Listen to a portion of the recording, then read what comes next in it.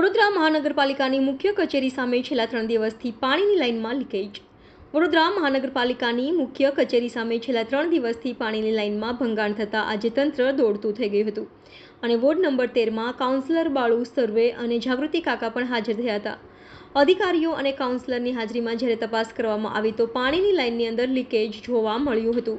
ત્યારે ward number 13ના councillor Balubhai સુર્વેએ જણાવ્યું હતું કે અહીંયા છેલ્લા ઘણા સમયથી ગેસની પાઇપલાઇન નાખવાનું કામ ચાલી રહ્યું છે, ત્યારે વડોદરા મહાનગરપાલિકાના કોઈ પણ અધિકારી કે કર્મચારી હાજર રહેતા નથી અને ગેસની લાઇન નાખનાર કોન્ટ્રાક્ટરના માણસો ગમે ત્યાં કોઈને પૂછ્યા વગર લાઇન ખોદતા હોય છે. એના કારણે પાણીની લાઇનમાં ગેસ કનેક્શનની પાઇપ નાખનાર માણસો દ્વારા ડ્રીલ મશીનથી પાણીની પાઇપમાં કાણું પડી જવાથી હજારો લીટર પાણી રોડ પર વેડફાઈ ગયું હતું અને ગેસની લાઇન નાખનાર કોન્ટ્રાક્ટરને કડકમાં કડક કાર્યવાહી કરવા માંગ કરી હતી અને જે પણ નુકસાન થયું હોય તેની ભરપાઈ ગેસના કોન્ટ્રાક્ટર પાસે લેવા માંગણી કરી હતી. હાલ પાણીની લાઇનમાં ફોલ્ટ મળી જવાથી તંત્રએ હાશકારો લીધો હતો અને જલ્દીથી સમારકામ કરવા તંત્ર કામે લાગી ગયું.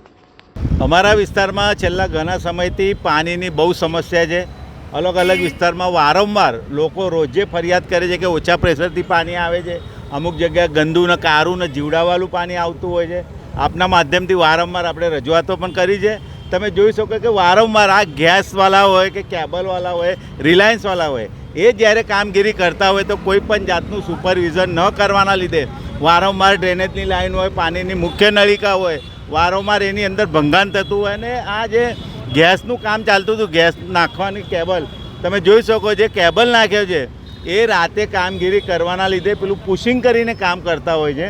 અને કોઈ પણ જાતનો અધિકારી પાણી પુરવઠાવાળો હોય, ડ્રેનેજવાળો હોય, એને ખરેખર કામ ચાલતું હોય તો જગ્યા પર ઊભું રહેવાનું હોય, પણ એ લોકો કોઈ સુપરવિઝન ન હોવાના લીધે વારંવાર અમારા વિસ્તારમાં આવી પાણીની લાઈનો, ડ્રેનેજની લાઈનોમાં ભંગાણ થાય, એના લીધે ગંદુ પાણી આવે. અને એમ પણ અમારા વિસ્તારમાં ઓછા પ્રેશરથી પાણી આવતું હોય તો લોકોને અડધો અડધ પાણી 3-3 દિવસથી આજે માર્કેટ 4 રસ્તા જે મુખ્ય કચેરીની સામે મોટું ભંગાણ થઈ ગયું. 3-3 દિવસથી હજારો ગેલન પાણી ગટરમાં જતું રહીને લોકોને પાણી પીવા ના મળે અને અધિકારીઓના ભૂલના લીધે, એમનો સંકલન ન હોવાના લીધે અમારા વિસ્તારના લોકોને હેરાન પરેશાન થઈ રહ્યા છે.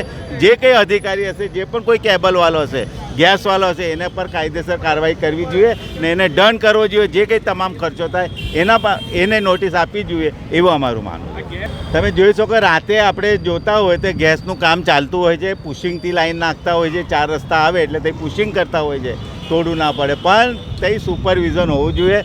ગેસનું કામ કરતા હોય તો એના જગ્યાએ પાણીવાળા કોર્પોરેશનના અધિકારી હોય કે ગેસના જે અધિકારી હોય એમને જગ્યા પર ઊભું રહેવાનું. પણ ફક્ત મજૂરોને જે કામ કરતા હોય એમને કામ સોંપીને જતા રહે છે, એના લીધે આવા બનાવ બનતા હોય છે. એવી અમારી માગણી છે કે વહેલી તકે આવી ભૂલ ફરીથી ના થાય અમારા વિસ્તારમાં, એનું ધ્યાન રાખવું.